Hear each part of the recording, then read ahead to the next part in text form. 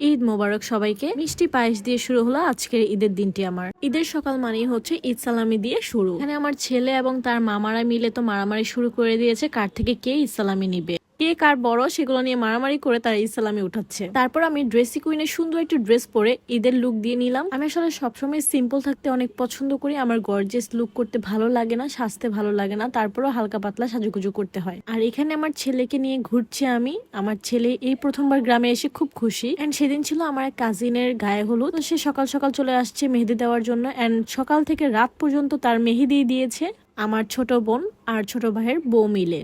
তার এই মেহেদি দিতে দিতে আমাদের ঈদের দিনটা অ্যাকচুয়ালি শেষ হয়ে গিয়েছে, কোন দিক দিয়ে আমরা ট্যারি পাইনি কোনোভাবেই। এন্ড ঈদের দিন বিকেলবেলা আমার হাজব্যান্ড এসেছিল আমাদের গ্রামের বাড়িতে। এন্ড সে তো তার বাইক ছাড়া কোনোভাবেই কোথাও যেতে চায় না, সো বাইক নিয়ে চলে এসেছে। আর এদিকে আমি আমার কাজিনকে সুন্দর করে রেডি করে দিলাম গায়ে হলুদের জন্য। কেমন হয়েছে লুকটি অবশ্যই কমেন্ট করে জানাবেন। একদম এলোমেলো হয়ে গিয়েছে, সাজাতে সাজাতে আমার অবস্থা পুরা শেষ। দেন আমরা একটু হালকা পাতলা সাজুগুজু করে চলে আসলাম বিয়ে বাড়িতে।